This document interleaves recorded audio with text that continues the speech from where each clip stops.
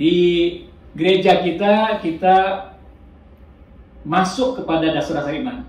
Dan salah satu dasar-dasar iman yang membedakan kita dengan iman yang lain adalah adanya bimbingan dan pimpinan Tuhan.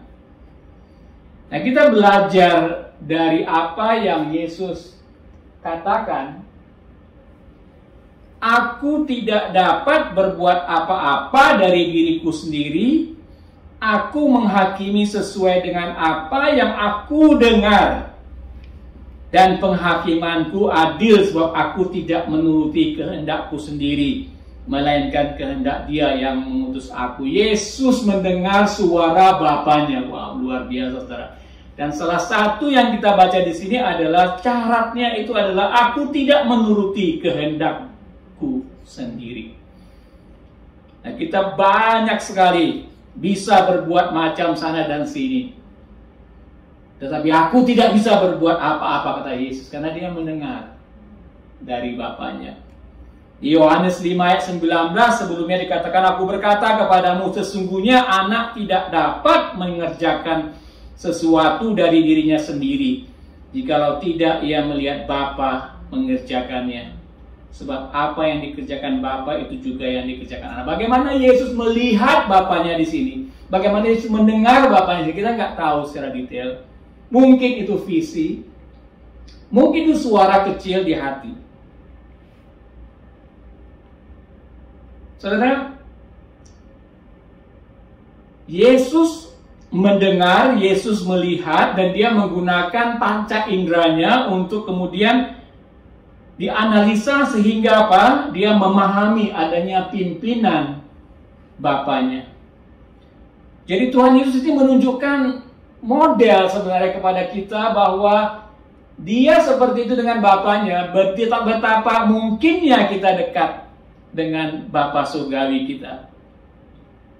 Nah, di Yohanes 14 ayat 12 Yesus juga mengatakan bahwa aku berkata kepadamu, sesungguhnya barang siapa percaya kepadaku, ia akan melakukan juga pekerjaan-pekerjaan yang aku lakukan, bahkan pekerjaan-pekerjaan yang lebih besar daripada itu.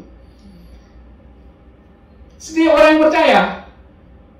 orang yang percaya dapat melakukan, mendengar Bapanya, melihat Bapa seperti yang Yesus lakukan. Wah, ini janji luar biasa bagi kita. Kemudian, domba-dombaku mendengarkan suaraku, dan aku mengenal mereka, dan mereka mengikut aku. Domba-dombaku mendengarkan suaraku. Domba-domba ini adalah miliknya Yesus. Dan miliknya Yesus itu mendengarkan suara Yesus, katanya di sini. Dan aku mengenal mereka, dan mereka mengikut aku. Mereka mengikut aku. Domba-domba ini mengikut pemimpinnya. Yang kemudian saya teringat Matius 25. Ketika Yesus mengatakan tentang zaman akhir, adanya orang-orang yang jahat, licik, seperti disamakan dengan kelompok-kelompok kambing. Dan orang-orang yang mentaati Tuhan disamakan dengan domba-domba. Kemudian saya melakukan pembelajaran lah, melihat bedanya kambing dengan domba itu apa sih? Tahu nggak saudara? Pertama-tama makanannya, lingkungan makanannya. Kambing itu makannya daun-daun pohon-pohon yang ada di atas. Jadi kalau dia makan seperti itu. Dia cari makan seperti itu. Sedangkan kalau domba itu makannya padang rumput sehingga dia dinunduk. Ketika di kandang, kambing-kambing itu umumnya apa? Kalau saya melihat videonya di YouTube, kayak mau desak-desakan, mau keluar. Jadi dia nggak betah di kandang. Kemudian saya lihat yang domba-domba itu, dia tenang, gitu, nyaman, gitu. Tentang ketahanan fisik, menurut peternak-peternak, kambing itu lebih lemah dibanding ketahanan fisik daripada domba. Bahkan kalau domba itu di musim dingin, biasanya kambing takut hujan, lari masuk ke tempat shelter. tetapi domba ini bisa bertahan. Salah satu cuman dari domba ini secara fisik adalah kalau panas-panas matahari seperti itu mereka butuh shelter, shade. Kepribadian. Kalau kambing itu macam-macam. Umumnya dia independen. Ingin tahu. Sedangkan domba itu kepribadiannya tenang, nggak banyak macam-macam, nurut. Yang terakhir adalah tentang pertemanan. Kambing suka individu, kerja sendiri. Sedangkan domba itu minimal 3 ekor. Kalau enggak, dia stres, sendirian, stres. 2-3 orang berkumpul dalam namaku, aku akan hadir ya. Saudara, sepertinya sifat-sifat domba ini menunjukkan kesiapan seorang atau seekor domba ini untuk mendengarkan suara pimpinannya. Sedangkan sifat-sifat dan karakter kambing mungkin sebaliknya. Saudara, di sekitar tahun 65 sampai tahun 70 mungkin Ibu Mince pernah atau ingat ada terjadi kebangunan rohani luar biasa di NTT, khususnya di kota Soe. Florida ya, di kota Soe. Soe, ya. Air menjadi anggur salah satunya. Ada juga di mana mereka membangkitkan orang mati setelah 2 hari. Kan kalau 2 hari itu bau ya karena panas di sana kan. Tapi mereka disuruh, mereka mendengar Tuhan untuk berdoa. Disuruh nyanyi, berkeliling gitu. Bayangin saudara, mayatnya di sini mereka berkeliling. 2 hari nggak ada parfum, bau. Udah bau sekali. Tapi mereka mentaati apa yang didengar dari Tuhan dan akhirnya lagu pertama, lagu kedua, ada satu lagu sampai dinyanyikan sampai 7-8 kali baru terjadi orangnya bangkit. 2 hari sudah meninggal. Nah, mereka berkata bahwa masa itu Tuhan melakukan pekerjaan-pekerjaan yang tercatat di dalam Alkitab itu. Dan saya baru tahu ini, saudara. Saya baru mempelajari ini sekitar 2 minggu terakhir. Bahwa Tuhan sudah melawat daerah itu dengan luar biasa. Dan mereka pemimpinnya Mel Tari yang menuliskan buku Light of the Wind or something like that. Bercerita tentang bagaimana Tuhan memimpin mereka. Jadi pertama-tama ini dimulai dari anak-anak muda 19-20 tahun. Dengan aktif satu orang Mel Tari ini menginjili temannya. Akhirnya dalam beberapa bulan gitu ada sekitar 100 orang. Dan mereka akhirnya meminta pendetanya, kalau gereja tuh nggak dipakai malam hari, kami mau pakai untuk berdoa. Dikasih sama pendetanya. Datanglah mereka sekitar 90-100 orang katanya berdoa pada malam hari itu. Ini gereja GMIT ya, Gereja Masehi Injili, yang sifatnya itu reform gitu loh. Bukan nyanyi-nyanyi seperti gereja karismatik dan sebagainya, nggak biasa mereka. Tiba-tiba ketika mereka berdoa seperti itu ada lawatan Roh Kudus yang luar biasa. Ada orang yang tidak bisa bahasa Inggris, tiba-tiba dia memuji Tuhan dengan bahasa Inggris. Ada yang tidak mengenal bahasa Ibrani, bisa menyanyikan lagu-lagu shalom, shalom, shalom begitu. Dan tiba-tiba pada waktu mereka berdoa seperti itu dan mengalami mujizat seperti itu, mereka dengar ada lonceng kebakaran. Dulu masih ada lonceng kebakaran karena gedungnya di sini, di depan gedungnya itu ada kantor polisi. Ternyata di kantor polisi itu melihat gerejanya itu ada api di atasnya. Jadi mereka buat lonceng. Mereka heran gitu kan. Nah tiba-tiba ketika mereka heran di ruangan itu, orang datang dari luar siap untuk melihat ada apa. Tapi mereka nggak lihat apa-apa di sini. Mereka akhirnya melihat orang-orang dari luar itu tidak terjadi apa-apa, tapi mereka melihat api Dan apa yang terjadi, saudara? Anak-anak muda ini mendapat kesempatan mereka untuk bertobatlah kalian. Jadi orang-orang yang datang ke gereja pada waktu itu, polisi-polisi dan orang-orang kampung yang siap membantu, akhirnya anak-anak muda ini berkhotbah. Dan Tuhan datang dan memberikan pertobatan luar biasa kepada banyak mereka gitu pada waktu itu. Nah, saudara, mereka mengatakan tentang Tuhan memimpin domba-dombanya dengan banyak cara. Gitu. Ada yang dengar suara langsung, audible gitu ya dari Tuhan. Ada yang di hati, impresi. Dan ada juga yang mendengar dari nubuatan dan sebagainya. Tapi saya mau kita sebagai komunitas di sini perlu untuk kembali kepada fokusnya. Bagaimana sebenarnya Tuhan menuntun kita dari suara firman-Nya, logos itu. Mengapa, saudara? Karena di dalam 1 Ibrani atau Ibrani 1 sampai 2 dikatakan demikian. Setelah pada zaman dahulu Allah berulang kali dalam berbagai cara berbicara kepada nenek moyang kita dengan perantara nabi-nabi. Maka pada zaman akhir ini Ia telah berbicara kepada kita dengan perantaran anaknya. Jadi selama bertahun-tahun Allah berbicara lewat nabi-nabi dan kemudian Kristus Yesus datang dan Dia berbicara melalui anaknya.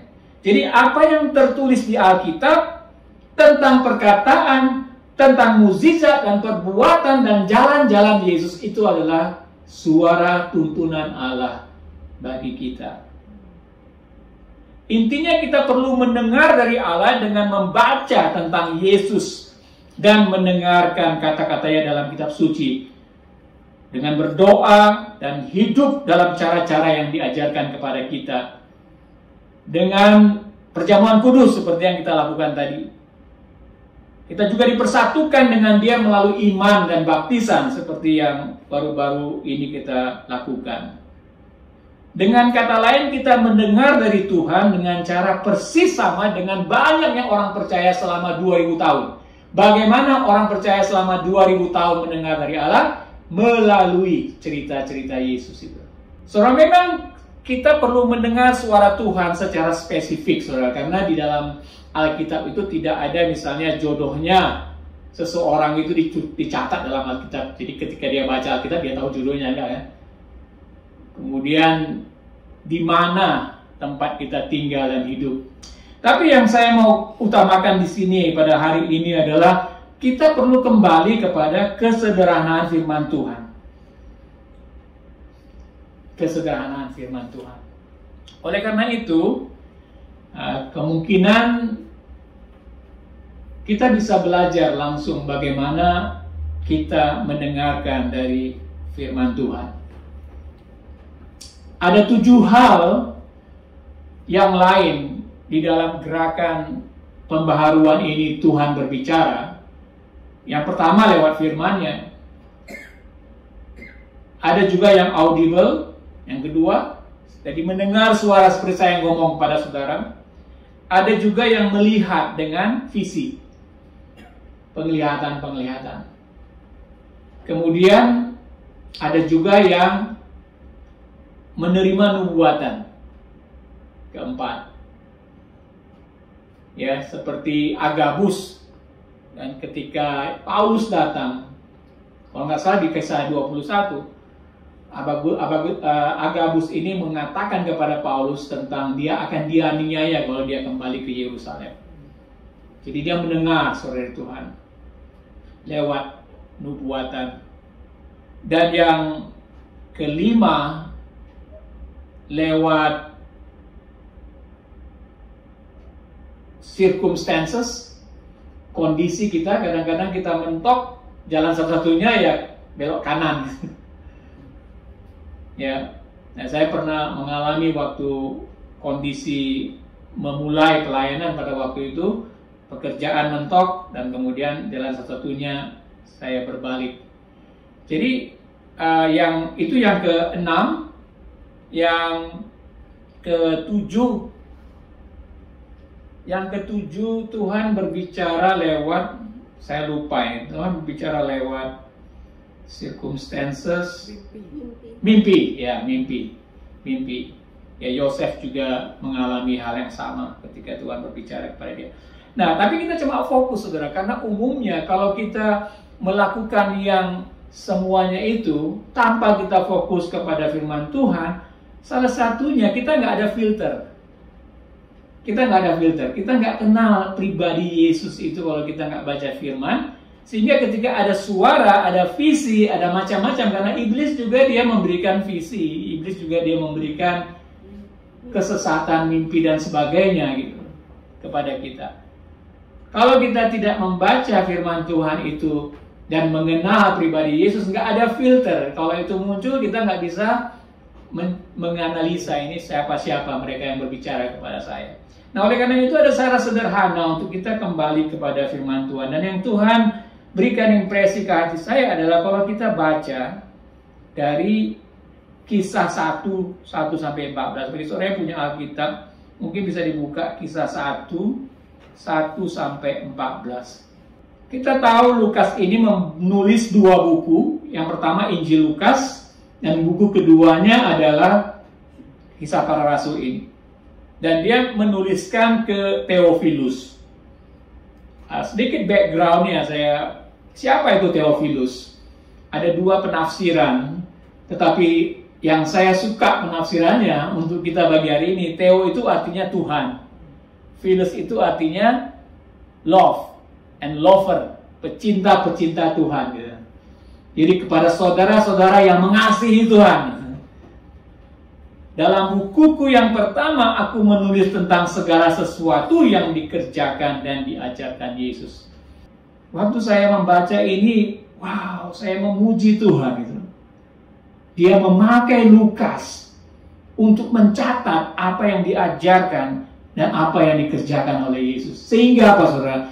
2000 tahun setelah peristiwa itu, kita di sini masih bisa tersentuh dengan cerita-cerita dan ajaran-ajaran Yesus. Bukankah ini sesuatu yang membuat hati kita bersyukur, saudara?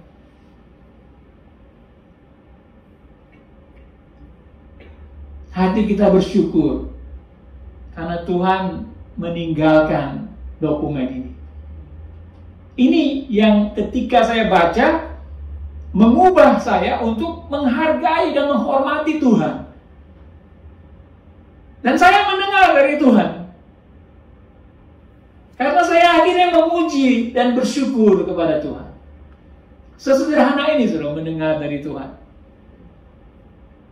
Nah, ayat 2 sampai 3 saya berikan kesempatan kepada bapak-bapak dan ibu-ibu di sini untuk membacanya dan kemudian bertanya, apa yang kita pelajari?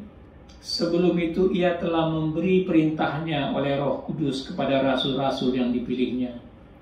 Kepada mereka ia menunjukkan dirinya setelah penderitaannya selesai. Dan dengan banyak tanda ia membuktikan bahwa ia hidup. Sebab selama 40 hari ia berulang-ulang menampakkan diri dan berbicara kepada mereka tentang kerajaan Allah. Ia menunjukkan dirinya setelah penderitaannya selesai. Dan dengan banyak tanda ia membuktikan bahwa ia hidup. Apa yang saya tangkap, saudara? Penderitaan itu tidak segala-galanya. Karena Yesus memenangkan itu. Karena dia kehidupan itu. Jadi walaupun dia menderita, tapi itu tidak menang. Dia yang menang karena dia hidup itu. Wow. Luar biasa, saudara. Ini membangkitkan iman kita dan pengharapan kita kepada Tuhan. Kita lanjut, saudara. 4-5. Pada suatu hari ketika ia makan bersama-sama dengan mereka, ia melarang mereka meninggalkan Yerusalem dan menyuruh mereka tinggal di situ menantikan janji Bapa yang demikian katanya telah kamu dengar daripadaku. Sebab Yohanes membaptis dengan air, tetapi tidak lama lagi kamu akan dibaptis dengan Roh Kudus. Udah hidup, dapat semua transfer teknologi atau transfer pengetahuan ministry dari Yesus hidup selama 3,5 tahun. But Yesus katakan not enough. Sudah bonus. Bonus, tetapi ini yang penting, janji Bapa ini harus kamu tunggu. Wait. Melarang mereka meninggalkan Yerusalem dan menyuruh mereka tinggal di situ menantikan janji Bapa. Jadi kalau saya melihat di sini memang Yohanes membaptis dengan air, tapi tidak lama lagi kamu akan dibaptis dengan Roh Kudus. Jadi dia memperlihatkan tanpa Roh Kudus nothing gitu loh. Kamu mungkin banyak terima pengajaran, khotbah segala macam, tapi kalau hidup kita tanpa Roh Kudus nothing gitu. Makanya betapa pentingnya Yesus katakan tinggal dulu. Wait. Gitu. Ada lagi yang menemukan? Ya, menariknya dia sudah berbicara kepada mereka tentang kerajaan Allah sebelum meninggal, maksudnya selama berjalan 3 tahun dan sesudah meninggal. Di situ di ayat 3 itu berbicara kepada mereka tentang kerajaan Allah. Tapi ada Roh Kudus yang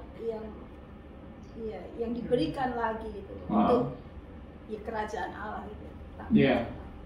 Untuk mereka bisa mengeksekusi apa yang diminta oleh Tuhan Yesus. Jadi kerajaan Allah, pengetahuan tentang kerajaan Allah is not enough, nggak cukup. Tuhan tidak meninggalkan. Jadi walaupun Tuhan, maksudnya dengan baptisan Roh Kudus ini, jadi yang tadi dikatakan Pak Iman bahwa dia peduli, Tuhan Yesus itu peduli, dia ngerti, dia mau meninggalkan murid-muridnya, tapi nggak cuma ditinggalkan begitu, tapi diberi Roh Kudus sebagai pengganti Tuhan Yesus yang hidup bersama-sama, dan bahkan ya nanti kita ngerti later on fungsi Roh Kudus dan di mana Roh Kudus nantinya. Betul, luar biasa ini. Pasal 1 ayat 6 dan 7 juga hampir berkaitan dengan itu ya, di mana dikatakan maka bertanyalah mereka yang berkumpul di situ, Tuhan, maukah engkau pada masa ini memulihkan kerajaan bagi Israel? Jawabnya, engkau tidak perlu mengetahui masa dan waktu yang ditetapkan Bapa sendiri menurut kuasanya. Saudara mungkin merenungkan, tapi kalau saya mendapat di sini, saudara, tanpa Roh Kudus itu prioritas kita seakan-akan bisa rohani, tetapi tidak sesuai dengan prioritas Bapa, prioritas Yesus. Ini berkaitan saya kira. Mereka itu hanya mau tanya untuk memulihkan kerajaan bagi saya, ya kita dipulihkan, tapi prioritasnya bukan itu. Mereka membutuhkan pemimpin yang baru, Roh Kudus. Nah di ayat selanjutnya kita baca, tetapi kamu akan menerima kuasa. Prioritas kamu itu bukan prioritas Bapa. Kamu akan menerima kuasa kalau Roh Kudus yang dijanjikan itu turun ke atas kamu. Dan kamu akan menjadi saksiku di Yerusalem dan di seluruh Yudea dan Samaria dan sampai ke ujung bumi. Sesudah ia mengatakan demikian, terangkatlah ia disaksikan oleh mereka dan awan menutupnya dari pandangan mereka. Apa saudara impak dari Roh Kudus yang kita lihat dari perkataan Yesus di sini? Belajar dari tentang kerajaan Allah, walaupun sudah diberitakan tentang kerajaan Allah sebelum dan belum kematian dan kebangkitan, tapi yang matanya masih tertutup gitu, yang dilihat itu kerajaan Israel, dan sehingga Tuhan menjanji dia akan diberikan kuasa gitu kalau Roh Kudus turun atas kamu. Jadi kayak Roh Kudus itu akan meningkatkan mereka untuk menjadi saksinya tentang kerajaan Allah itu. So without the Roh Kudus, tanpa Roh Kudus kita tidak dapat berbuat sesuatu, walaupun sekarang juga. Sesudah Yesus pergi ke naik ke surga, baru Roh Kudus datang.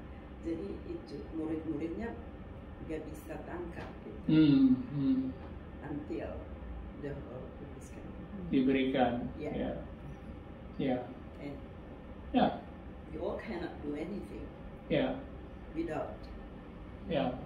Mungkin mereka bisa melakukan, tetapi akhirnya jadi seperti orang-orang Farisi. Ya. Just the head knowledge. Head knowledge. But not the. Ya, aturan-aturan manusia gitu, bukan dari hati, dari Roh Kudus gini. Dan saya juga melihat impact di sini apa, saudara, kepada ketika Roh Kudus itu datang, kita akan menjadi saksi.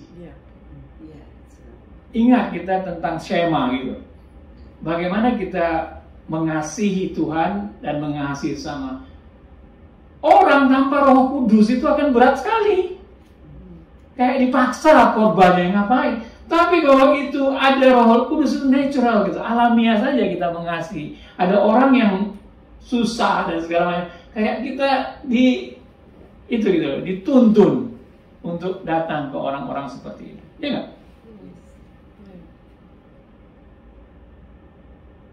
Orang bisa menerima pengurapan Roh Kudus di kebaktian, di pertemuan, di persekutuan.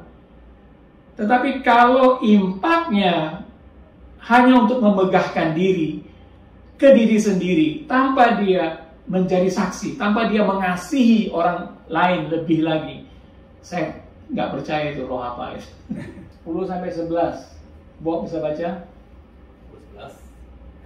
Ketika mereka sedang menatap langit waktu ia naik, itu tiba-tiba berdirilah 2 orang yang berpakaian putih dekat mereka dan berkata kepada mereka, "Hai orang-orang Galilea, mengapakah kamu berdiri melihat ke langit? Yesus ini yang terangkat ke surga meninggalkan kamu akan datang kembali dengan cara yang sama seperti kami melihatnya naik ke surga." Memang kita menanti-nantikan datangnya kembali Yesus. Tetapi saudara, yang saya tangkap di sini ya, ketika saya apa yang berkesan gitu. Hai orang-orang Galilea, mengapakah kamu berdiri melihat ke langit?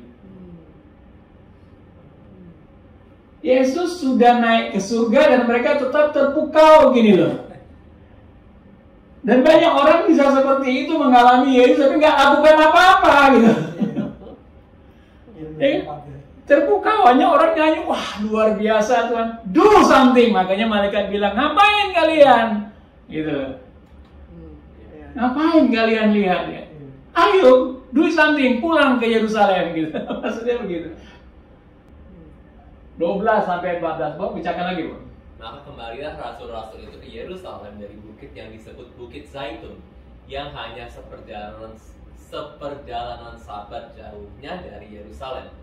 Setelah mereka tiba di kota, naiklah mereka ke ruang atas tempat mereka menumpang. Mereka itu ialah Petrus dan Yohanes, Yakobus dan Andreas, Filipus dan Thomas, Bartolomeus dan Matius, Yakobus bin Alfeus dan Simon orang Zelot dan Judas bin Yakobus. Mereka semua bertekun dengan sehati dalam doa bersama-sama dengan beberapa perempuan serta Maria ibu Yesus dan dengan saudara-saudara Yesus. Wow. Ingat, sebelumnya Yesus mengatakan supaya mereka tinggal di Yerusalem. Tunggu janji Bapa. Dan kemudian apa yang dilakukan oleh mereka? Kembali ke Yerusalem. Kemudian apa lagi yang mereka lakukan? Iya. Bertekun dengan sehati dalam doa bersama-sama. Ada yang membaca ini mengatakan, wah, kenapa ada dituliskan beberapa perempuan seperti Maria, ibu Yesus, dan dengan saudara-saudara Yesus? Kenapa dikatakan ada beberapa perempuan? We included. We included. Zaman dulu cuma laki-laki. Ya kan? Cuma laki-laki. Beberapa perempuan. Nah, betapa apa yang tertulis di sini, saudara, Tuhan mengingatkan kepada kita. Kita mendengar pimpinan Tuhan bahwa perempuan berharga dan dilibatkan di dalam pekerjaan Yesus. So, setelah kita mendengarkan pimpinan Tuhan dari surat atau dari cerita ini, pertanyaannya, what are we going to do? Apa yang harus kita lakukan? Nah, masing-masing kita bisa menangkap itu dari Tuhan, mendengarkan pimpinan Tuhan. As simple as that. Dalam kelompok-kelompok Discovery Bible Study seperti ini, kita lihat bukan menjadi teolog-teolog, tapi kita melihat yang praktikal saja, yang dapat mengubahkan karakter kita. Karena firman ini menantang, kalau Tuhan Yesus seperti itu peduli, maka aku harus juga peduli. Kalau Tuhan Yesus mengatakan pentingnya Roh Kudus, maka aku harus minta Roh Kudus. Setelah saya ada firman terakhirnya saya mau bagikan kepada saudara dari Galatia 3 ayat 14. Yesus Kristus telah membuat ini supaya di dalam Dia berkat Abraham sampai kepada bangsa-bangsa lain. Kita bangsa Indonesia, berkat Abraham lewat Yesus kita percaya, kita terima sampai kepada bangsa Indonesia. Nah, sehingga oleh iman, kita bicara tentang iman, tambahkan iman. Sehingga oleh iman kita menerima Roh Kudus yang telah dijanjikan itu. Jadi saudara, cara kita menerima Roh Kudus yang dijanjikan Bapa itu adalah iman. Setiap hari Roh Kudus itu sudah tercurah, tapi setiap hari kita perlu aksi untuk dalam iman Tuhan aku minta Roh Kudus. Aku minta Roh Kudus. Nah setelah itu saya percaya karunia Roh Kudus akan bertumbuh. Entah itu dapat speaking in tongues, atau itu prophecy, atau itu menyembuhkan orang sakit dan sebagainya. Tapi kita perlu menerima Dia yang sudah dicurahkan dan dijanjikan oleh Bapa bagi kita dengan apa? Dengan iman. Ada nggak yang merasa nggak layak terima Roh Kudus? Itu suara setan. Dan setan itu adalah penipu. Dia selalu menipu dengan perkataan-perkataan yang sepertinya benar-benar tapi half truth. Seringnya half truth. Jadi oleh karena itu setiap hari kita bisa minta. Bapa sudah menjanjikan ini. Bagaimana kita bisa mungkin mengasihi seseorang, keluarga kita, orang apalagi yang memusuhi kita? Gak mungkin dengan kasih manusia, tetapi kasih yang diinspirasi dan dikuatkan oleh Roh Kudus. Oleh karena itu, mari saudara kita minta Roh Kudus datanglah, lawat ini.